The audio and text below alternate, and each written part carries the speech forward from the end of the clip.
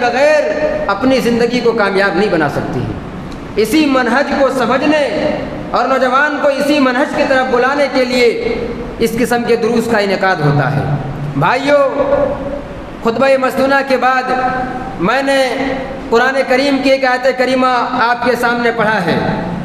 اس لحاظ سے خطبہ جمعہ کا جو میرا مرکزی عنوان ہے وہ ہے حصول علم سلف کا منہج۔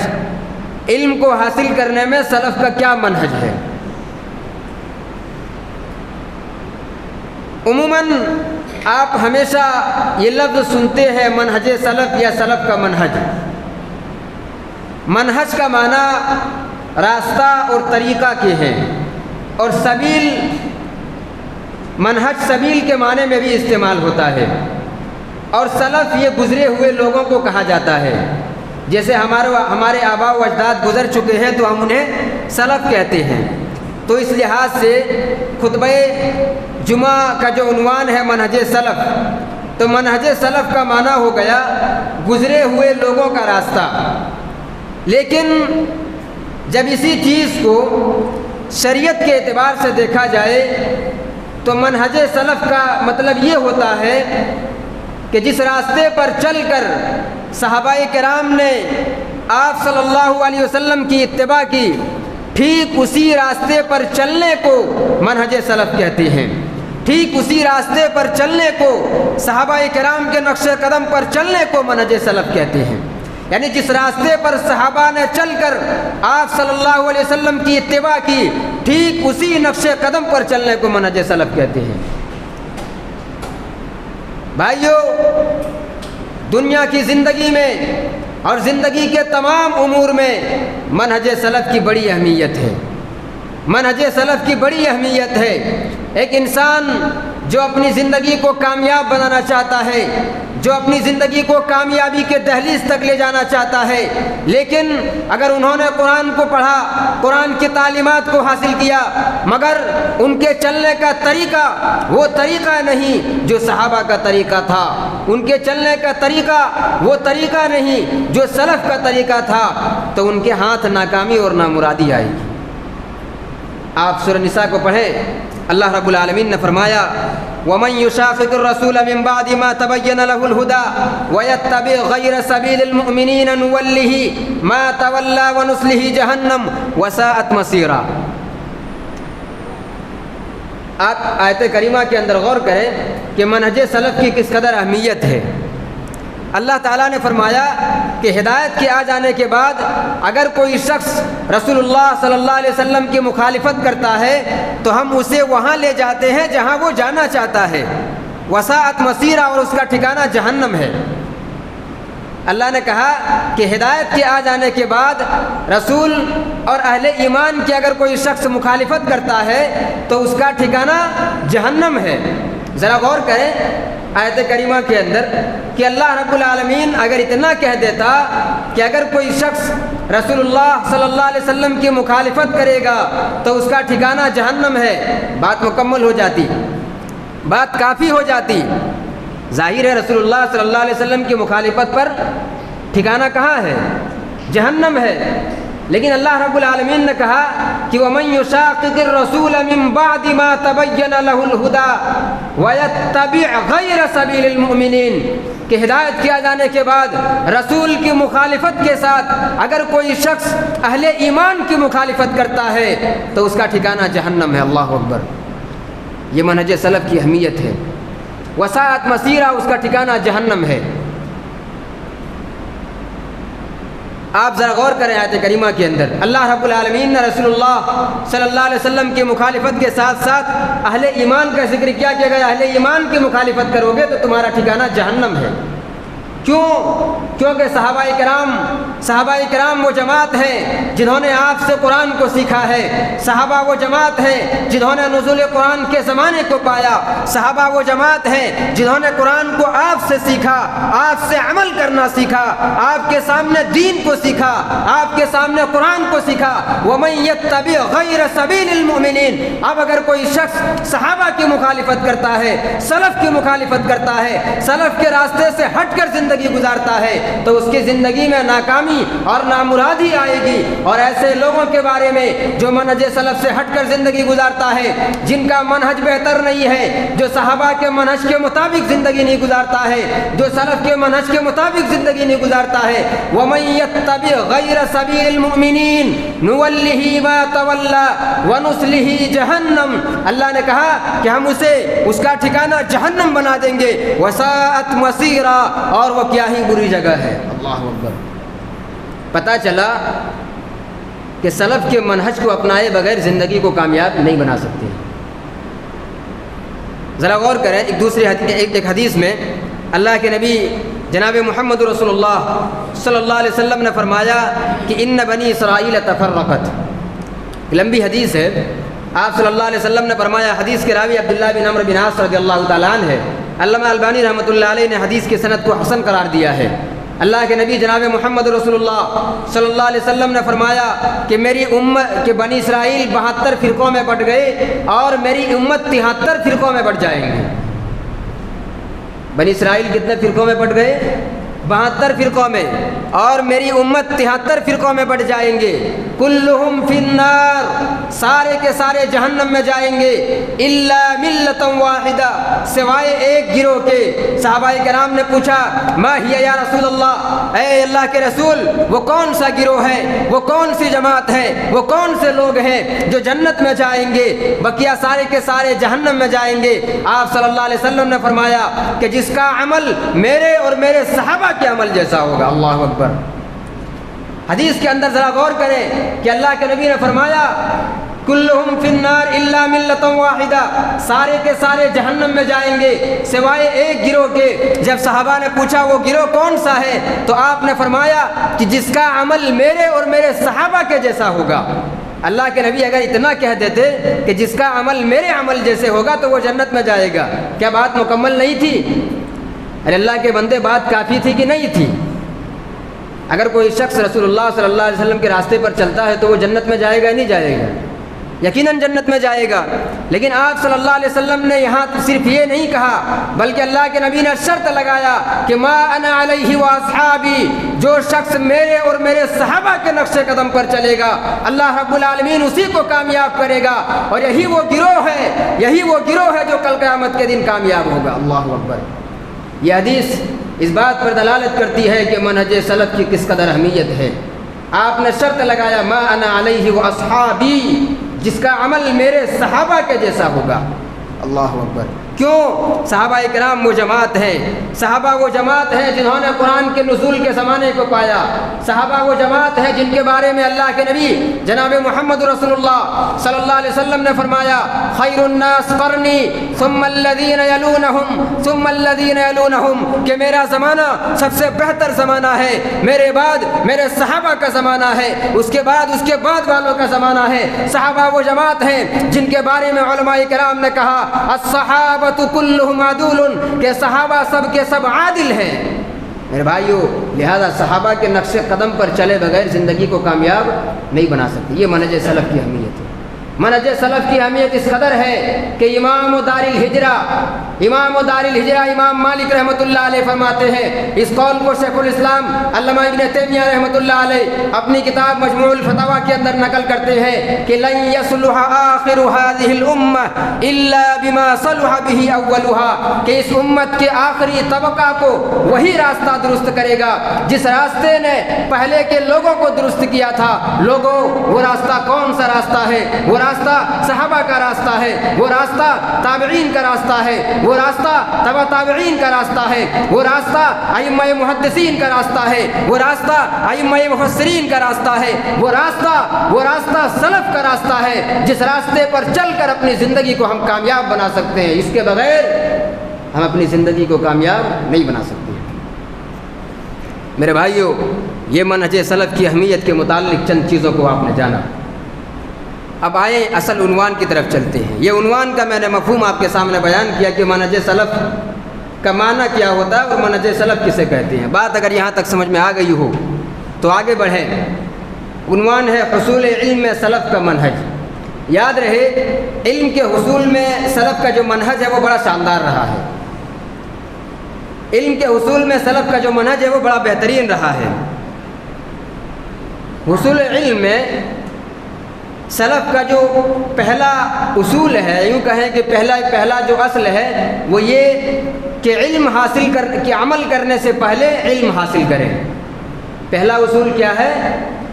عمل کرنے سے پہلے علم حاصل کریں۔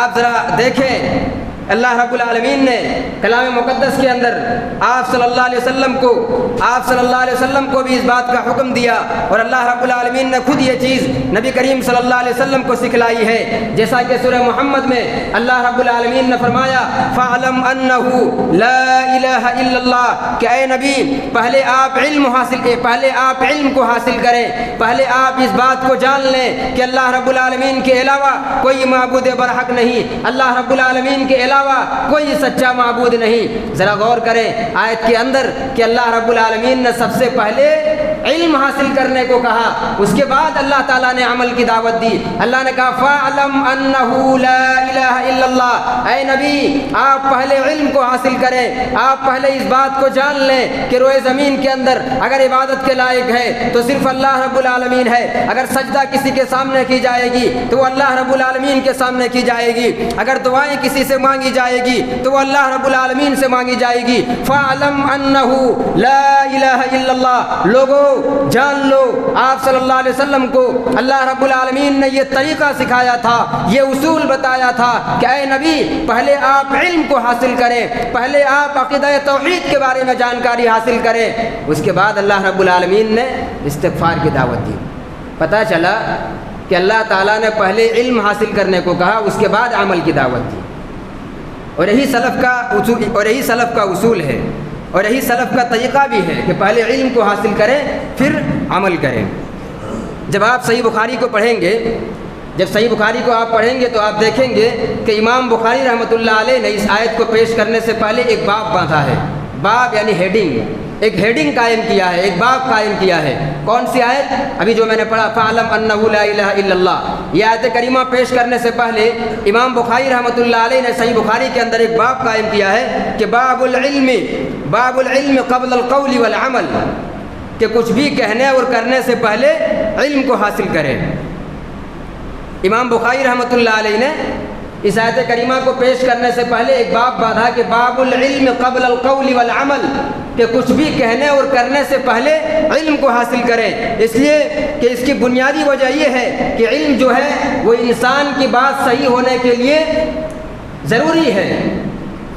ضروری نہیں کہ انسان علم کے بغیر جو کر رہا ہو وہ صحیح ہے، ضروری نہیں کہ انسان جو عمل کر رہا ہے علم کے بغیر انسان جو کچھ کر رہا ہے وہ صحیح ہے، ضروری نہیں کہ انسان جو کچھ کہہ رہا ہے علم کے بغیر اگر کہہ رہا ہے کہ تو ان کی بات صحیح ہے۔ اسی لیے امام بخاری رحمۃ اللہ علیہ نے کہا کہ کچھ بھی کہنے اور کرنے سے پہلے علم کو حاصل کریں۔ امام ابن المنیر رحمۃ اللہ علیہ فرماتے ہیں کہ اراد ان العلم شرط فی صحۃ القول والعمل، کہ لوگوں کچھ بھی کہنے اور کرنے سے پہلے ضروری ہے کہ علم کو حاصل کریں۔ اسی ضمن میں امام ابن المنیر رحمۃ اللہ علیہ فرماتے ہیں اراد ان العلم شرط فی صحۃ القول والعمل، کہ امام بخاری نے یہ جو باب قائم کیا ہے اس کے بعد یہ آیت کریمہ پیش کی ہے، اس کی بنیادی وجہ یہ ہے کہ انسان کی بات صحیح ہونے کے لیے یہ شرط ہے کہ پہلے وہ علم کو حاصل کریں، پہلے وہ جانکاری حاصل کریں۔ یہ انسان کی بات صحیح ہونے کے لیے بنیادی شرط ہے۔ کیوں؟ انسان جو عمل کر رہا ہے اگر علم کے بغیر عمل کر رہا ہے ضروری نہیں کہ اس کا عمل صحیح ہے، علم کے بغیر اگر کوئی کام کر رہا ہے تو ضروری نہیں کہ اس کا کام وہ بہتر ہے، یہ صحیح ہے۔ یاد رہے علم کے بغیر نہ انسان کا عمل درست ہو سکتا ہے، نہ انسان کی نیت درست ہو سکتی ہے، نہ انسان کا کام درست ہو سکتا ہے، نہ انسان کے اعمال درست ہو سکتے ہیں۔ اسی لیے امام ابن المنیر رحمۃ اللہ علیہ نے فرمایا اراد ان العلم شرط فی صحۃ القول والعمل، کہ انسان کی بات صحیح ہونے کے لیے جو بنیادی شرط ہے وہ یہ کہ علم کو حاصل کریں۔ علم کو حاصل کیے بغیر آپ عمل نہیں کر سکتے ہیں۔ آگے بڑھیں، آج اپنے معاشرے کا جائزہ لیں۔ آج ذرا دیکھیں ہم جس سماج اور جس سوسائٹی میں جی رہے ہیں، یہاں لوگوں کا ایک بڑا طبقہ جو لوگوں کو دعوت دین کی طرف بلاتے ہیں، جو لوگوں کو دین کی طرف بلاتے ہیں اور اسے سب سے پہلے عمل کی دعوت دیتے ہیں۔ یہ بہت افسوس کی بات ہے۔ آج دیکھیں ہندوستان کے اندر و دیگر ممالک کے اندر کئی ایسے خطے آپ کو نظر آئیں گے جہاں لوگ پہلے علم حاصل کرنے کی دعوت نہیں بلکہ لوگ عمل کی دعوت دیتے ہیں، اور وہ لوگوں کو دوران دعوت کہتے ہیں۔ دعوت کی شروعات کہاں سے کرتے ہیں؟ نماز سے کرتے ہیں۔ دعوت کی شروعات کہاں سے کرتے ہیں؟ دیگر اعمال سے کرتے ہیں۔ لوگوں کے سامنے دعوت کو لے کر جاتے ہیں، چلیے نماز کو پڑھتے ہیں، چلیے فلاں کام کو انجام دیتے ہیں۔ میرے بھائیوں، لوگوں کو سب سے پہلے نماز کی دعوت دے رہے ہیں۔ اللہ اکبر، یہ افسوس کی بات ہے، یہ بہت افسوس کی بات ہے۔ آج مسلمانوں کا ایک بڑا طبقہ لوگوں کے سامنے دعوت کے نام پہ جاتے ہیں اور لوگوں کے عقیدے کو لوٹ جاتے ہیں، لوگوں کے توحید کو برباد کر دیتے ہیں۔ جو لوگ یہ کہتا ہو کہ عقیدہ توحید کو بعد میں درست کر لیں گے، پہلے اللہ رب العالمین کی طرف لوٹ آئے، دراصل وہ آپ کی توحید کو لوٹنا چاہتا ہے، دراصل وہ آپ کی توحید کو برباد کرنا چاہتا ہے۔ جو دین کے نام پر، مصلحت اندیشی کے نام پر، حکمت کے نام پر توحید سے آپ کو دور کرتا ہو، دراصل وہ آپ کے ایمان کو لوٹنا چاہتا ہے، دراصل وہ آپ کے توحید میں خلل پیدا کرنا چاہتا ہے، دراصل وہ آپ کے توحید میں فساد کرنا چاہتا ہے، دراصل وہ آپ کے توحید کو بگاڑنا چاہتا ہے۔ ایسے لوگوں سے ہوشیار رہیں۔ میرے بھائیوں، دعوت کا جو طریقہ ہے، دعوت کا طریقہ یہ ہے کہ دعوت کی شروعات توحید سے کی جائے، دعوت کی شروعات توحید سے کی جائے۔ آپ ذرا یاد کریں، اللہ کے نبی جناب محمد رسول اللہ صلی اللہ علیہ وسلم نے جب حضرت معاذ بن جبل رضی اللہ تعالیٰ عنہ کو یمن کا داعی بنا کر کے بھیجا، تو آپ صلی اللہ علیہ وسلم نے کہا کہ اے معاذ، تم ایک ایسی قوم کی طرف جا رہے ہو جو اہل کتاب میں سے ہیں، انہیں سب سے پہلے اس بات کی دعوت دینا کہ ایک اللہ رب العالمین کی عبادت کرے، اور محمد رسول اللہ صلی اللہ علیہ وسلم کو اپنا رسول مانے، اور جب یہ ساری چیزیں وہ مان لے، جب اللہ رب العالمین کی وحدانیت کا اقرار کر لے، رب کی ربوبیت کا اقرار کر لے، محمد رسول اللہ صلی اللہ علیہ وسلم کی رسالت کا اقرار کر لے، جب ان تمام چیزوں کا وہ اقرار کر لے، تب ان کو جا کر بتانا کہ اللہ رب العالمین نے تمہارے اوپر دن و رات میں 5 وقت کی نمازوں کو فرض کیا ہے۔ اللہ اکبر، یہ دعوت کا طریقہ ہے۔ اللہ کے نبی نے یہ دعوت کا طریقہ بتایا کہ دعوت کی شروعات توحید سے کی جائے گی۔ اور آج کئی ایسے داعی جو آپ کے سامنے آئیں گے، آپ کو ملیں گے، جو لوگوں سے کہتے ہیں کہ چلیے نماز کو پڑھتے ہیں۔ اسی طرح یاد رہے، اس قسم کی داعی سے اپنے آپ کو محفوظ رکھیں جو توحید کو چھپانا چاہتے ہیں۔ کئی ایسے تنظیمیں ہندوستان میں تو باقاعدہ ایسی تنظیمیں بنی ہے جو تنظیم کے نام پر صحابہ کرام کو صبح شام صحابہ کرام پہ تنقید کرتے ہیں۔ یہ وہ لوگ ہیں جو توحید کو آگے نہیں رکھتے ہیں بلکہ اعمال کو آگے رکھتے ہیں، اور توحید میں دراصل خلل پیدا کرنا چاہتے ہیں۔ میرے بھائیوں، آگے بڑھیں۔ یاد رکھیں کہ امام ابن المنیر رحمۃ اللہ علیہ نے جو کہا کہ بغیر علم کے انسان جو کچھ بھی کہتا ہے اس کا کوئی اعتبار نہیں، اس لیے کہ آپ یاد کریں عبداللہ ابن مسعود رضی اللہ تعالیٰ عنہ، علم حاصل کرنے، عمل کرنے سے پہلے علم حاصل کرنا کس قدر ضروری ہے۔ آپ ذرا یاد کریں عبداللہ ابن مسعود رضی اللہ تعالیٰ عنہ کو۔ عبداللہ ابن مسعود رضی اللہ تعالیٰ عنہ نے خطیب بغدادی رحمۃ اللہ علیہ کے اس قول کو، عبداللہ ابن مسعود رضی اللہ تعالیٰ عنہ کے اس قول کو خطیب بغدادی نے الجامع لاخلاق الراوی اور اقتداء العلم والعمل میں ذکر کیا ہے۔ عبداللہ ابن مسعود رضی اللہ تعالیٰ عنہ نے بیان کیا، تعلموا العلم، کہ لوگوں علم کو حاصل کرو، فَإِذَا عَلَّمْتُمْ فَعْمَلُوا، اور جب علم حاصل ہو جائے تو اس پر عمل کرو۔ اللہ اکبر۔ عبداللہ ابن مسعود رضی اللہ تعالیٰ عنہ کے اس قول پر ذرا غور کریں کہ پہلے کیا کہا؟ علم کو حاصل کرو، اور جب تم علم کو حاصل کرو تو اس پر عمل کرو۔ پتہ چلا کہ پہلے علم کو حاصل کرنا ہے، اور جب علم کو حاصل کر لیں گے اس کے بعد ہمارے اوپر یہ ذمہ داری عائد ہوتی ہے کہ اس علم پر عمل کریں۔ اللہ اکبر، یہ دعوت کا طریقہ ہے، اور یہ سلف کا اصول ہے، یہ منہج سلف کا اصول ہے کہ علم حاصل کرنے کے لیے ہمارے لیے ضروری ہے کہ پہلے علم کو حاصل کریں، عمل کرنے سے پہلے علم کو حاصل کریں۔ آپ آگے بڑھیں۔ امام ابن کثیر رحمۃ اللہ علیہ فرماتے ہیں، اور اس قول کو تفسیر ابن کثیر کے مقدمہ میں ذکر کیا ہے، اور یہ قول ہمارے لیے میزان کی حیثیت رکھتا ہے کہ ہم علم حاصل کرنے میں کس لیول تک پہنچے ہوئے ہیں۔ امام ابن کثیر رحمۃ اللہ علیہ عبداللہ ابن مسعود رضی اللہ تعالیٰ عنہ کے اس قول کو تفسیر ابن کثیر کے مقدمہ میں نقل کرتے ہیں کہ وَكَانَ الرَّجُلُ مِنَّا إِذَا تَعَلَّمَ 10 آيَاتٍ کہ ہم میں سے کوئی شخص اگر 10 آیات کا علم حاصل کر لیتا تھا، 10 آیات کو یاد کر لیتا تھا، 10 آیات کو پڑھ لیتا تھا، تو 11ویں آیات کو اس وقت تک نہیں پڑھتا تھا جب تک کہ اس پر عمل نہ کر لیا جائے۔ اللہ اکبر۔ یہ کون کہہ رہے ہیں؟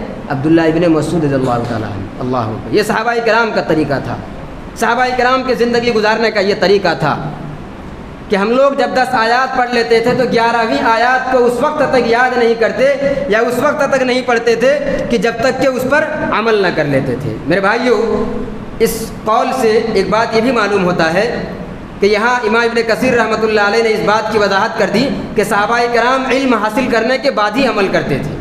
لہذا پتہ چلا کہ سلف کا جو منہج ہے علم کے حصول میں وہ یہ کہ پہلے علم کو حاصل کریں پھر عمل کریں، اس لیے کہ علم نہ ہونے کی وجہ سے آپ عمل تو کرتے جائیں گے مگر وہ عمل آپ کے لیے مفید ثابت نہیں ہوگا۔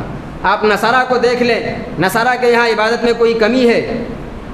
نصارہ کے یہاں عبادت میں کسی قسم کی کوئی کمی ہے؟ نہیں ہے، لیکن علم نہیں ہے۔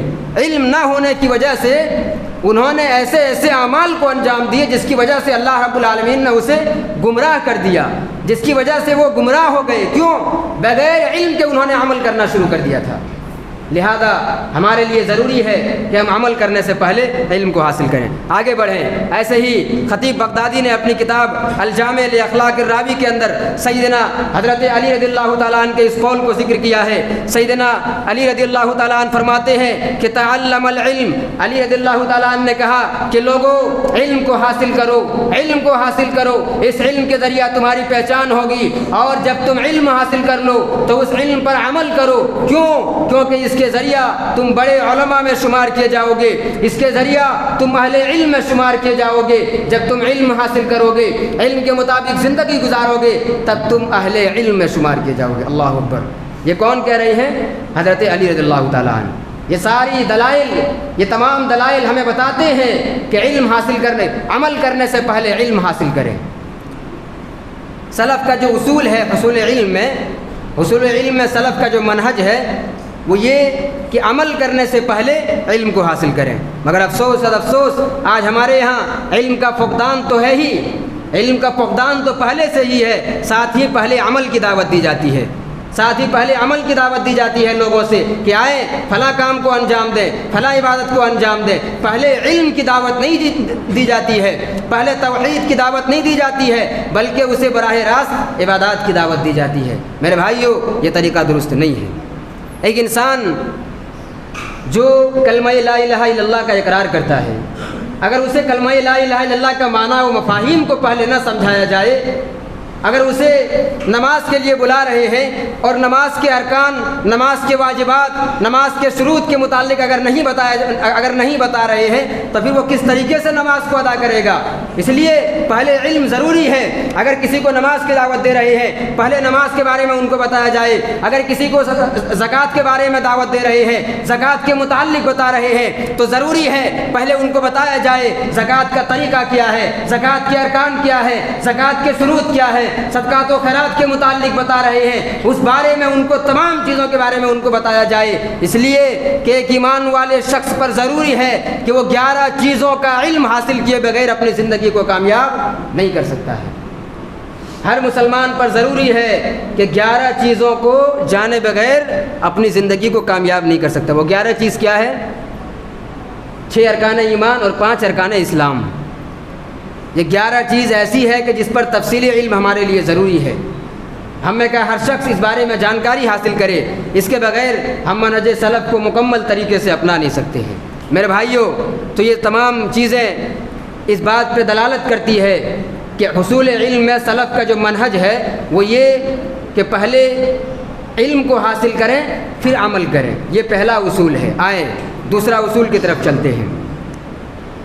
حصول علم میں سلف کا جو دوسرا اصول ہے وہ یہ کہ علم حاصل کرنے کے لیے علماء کی مجلس کو مضبوطی سے تھامے رکھنا۔ علم کو علماء سے حاصل کیا جائے، ہر ایرے غیرے سے علم کو حاصل نہیں کیا جائے گا، ہر ایک سے علم حاصل نہیں کیا جاتا ہے، بلکہ علم صرف علماء سے حاصل کیا جاتا ہے، علماء کی مجلس میں بیٹھ کر علم کو حاصل کیا جاتا ہے، ہر ایرے غیرے سے علم نہیں لیا جائے گا۔ کیوں؟ مثال کے طور پر ایک شخص ڈاکٹر ہے تو ڈاکٹر کا کام مریض کا علاج کرنا ہے۔ اگر کوئی شخص میکینک ہے تو میکینک کا کام ہے گاڑی کو درست کرنا، لہذا میکینک نہ مریض کو درست کر سکتا ہے، نہ ڈاکٹر گاڑی کو درست کر سکتا ہے۔ ٹھیک یہی معاملہ دین کا ہے کہ علم صرف علماء سے حاصل کیا جائے، اور علماء سے یہ علم صرف کیوں حاصل کیا جائے؟ امام ابن سیرین رحمۃ اللہ علیہ فرماتے ہیں، ان ھذا العلم دین فانظروا عمن تاخذون، کہ لوگوں بے شک یہ علم دین ہے، لہذا تم غور و فکر کرو کہ اپنا دین کس سے حاصل کر رہے ہو، اپنا دین کس سے سیکھ رہے ہو۔ ہر ایرے غیرے سے علم حاصل نہیں کیا جاتا ہے۔ آج ہندوستان کے اندر، خاص کر بر صغیر کے اندر، نوجوان طبقہ ایسے دعات کو سن رہے ہیں، ایسے علماء کو، ایسے مبلغین کو سن رہے ہیں جن کے سننے کی وجہ سے وہ انکار حدیث کے فتنے میں مبتلا ہو رہے ہیں، وہ خارجیت کی طرف اپنے آپ کو ڈھکیل رہے ہیں، ایسے دعات کو سن رہے ہیں جن کی وجہ سے وہ حدیث کا انکار کر رہے ہیں، جن کی وجہ سے قرآن کی آیات کو سمجھنے کے بجائے مشاجرات صحابہ پہ گفتگو کرتا ہے، صحابہ کرام کی شان میں گستاخی کرتا ہے۔ کیوں؟ ایسے لوگوں کو انہوں نے اپنا رہبر، اپنا رہنما، اپنا اسوہ اور اپنا آئیڈیل بنا رکھا ہے۔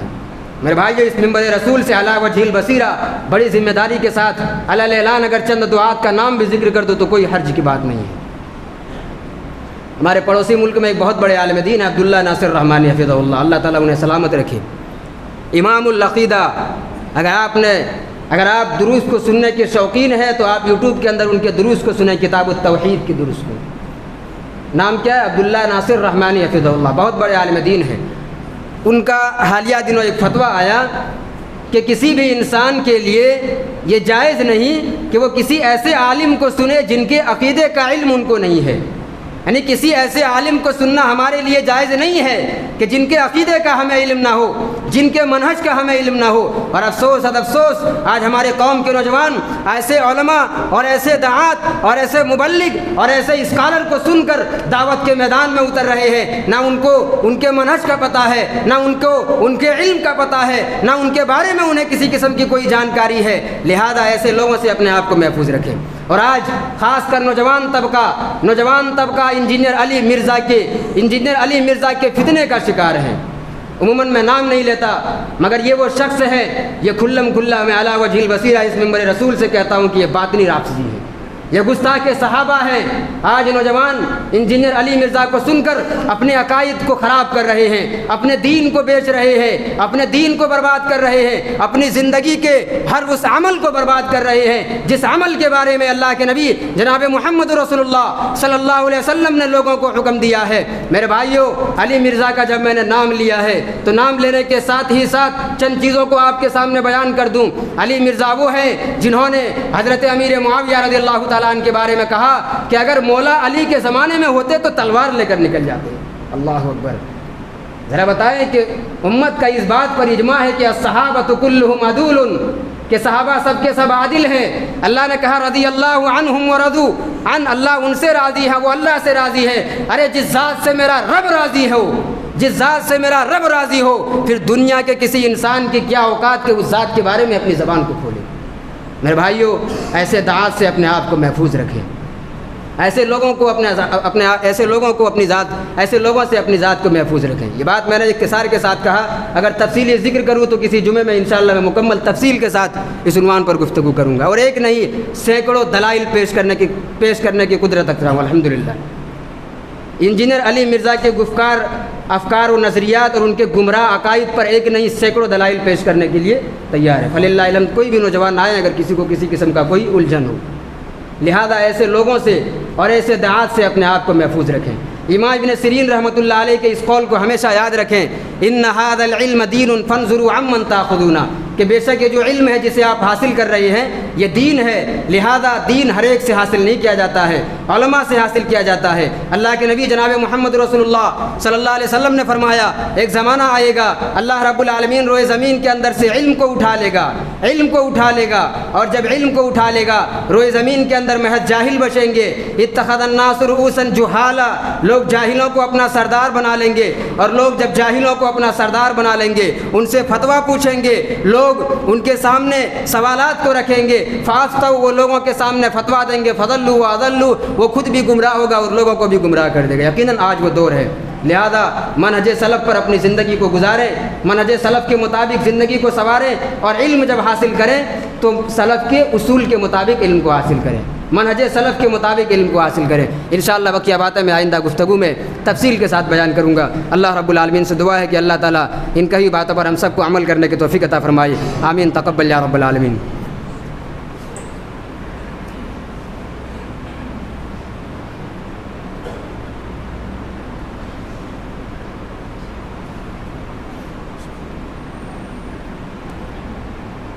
وقل الحمد لله الذي لم يتخذ ولدا ولم يكن له شريك في الملك ولم يكن له ولي من الذل وكبره تكبيرا۔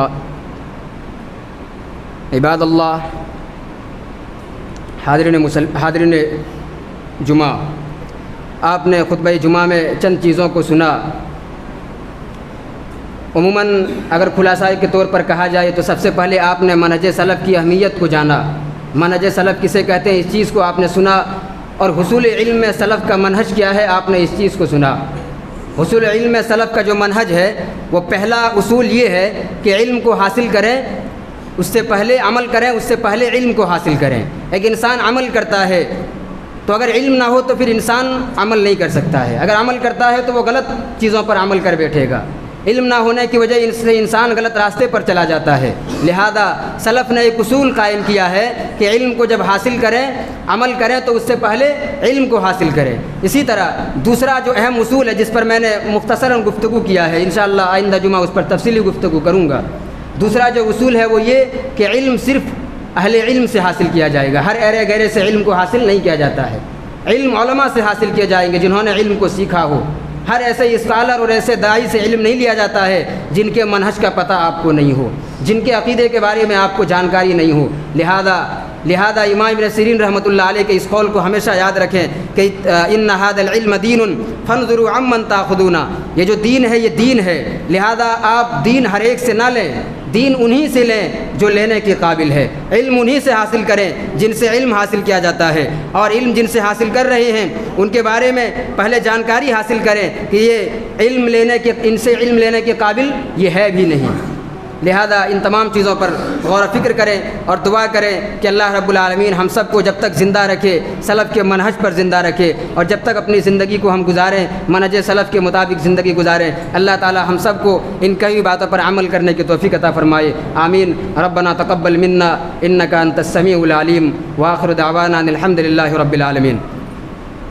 حاضرین جمعہ، چند اعلانات ہے۔ پہلا عنوان یہ ہے کہ خطبہ جمعہ کے شروع میں نے آپ سے ذکر کیا کہ آنے والے 4 اور 5 اکتوبر کو آپ کی اس مسجد میں دورہ علمیہ رکھا گیا ہے، یعنی دو روز علمیہ دروس کا انعقاد کیا گیا ہے، جس میں شیخ الاسلام محمد بن عبد الوہاب رحمۃ اللہ علیہ کی معروف کتاب اصول الثلاثہ کا درس ہندوستان کے معروف عالم دین فضیلت الشیخ مولانا ابو ہریرہ مدنی حفظہ اللہ پیش کریں گے۔ یہ آنے والے 4 اور 5 اکتوبر کو ہے، جس میں دورہ علمیہ میں اصول الثلاثہ کا درس پیش کریں گے۔ آپ تمام لوگوں سے گزارش ہے کہ آپ لوگ کثیر تعداد میں شرکت کریں۔ بھائیو، یاد رکھیں ہم ایسے پرفتن دور میں جی رہے ہیں جہاں صحیح علم کا ہونا ہمارے لیے بہت ضروری ہے۔ آج کئی ایسے لوگ ہیں جو منہج سے ہٹ رہے ہیں، اور منہج کو پہچاننے اور منہج کو جاننے کے لیے، صحابہ کے نقش قدم پہ چلنے کے لیے، اور علم کے حصول میں سلف کا جو منہج ہے اس منہج کو سیکھنے کے لیے ہمارے لیے ضروری ہے کہ ایسے دروس میں شامل ہوں۔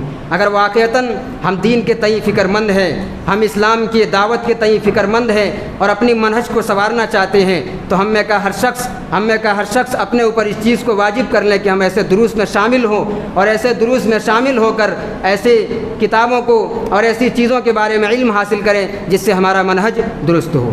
ساتھ ہی اس پروگرام کے لیے جماعت و جمعیت کا اور ذمہ داران کا خوب تعاون کریں، چونکہ ایک خطیر رقم مطالبہ کرتی ہے ایسے پروگرام، لہذا آپ زیادہ سے زیادہ اس پروگرام میں جماعت و جمعیت اور ذمہ داران کا تعاون کریں۔ اللہ رب العالمین آپ کے تعاون کو قبول کرے۔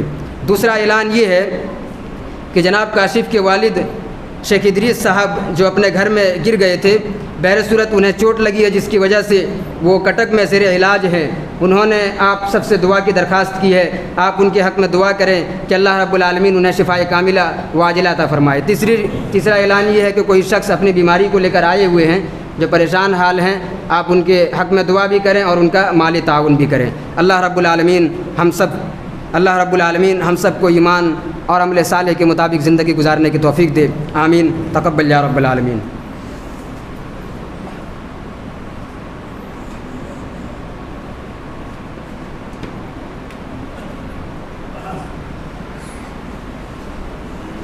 اللہ اکبر اللہ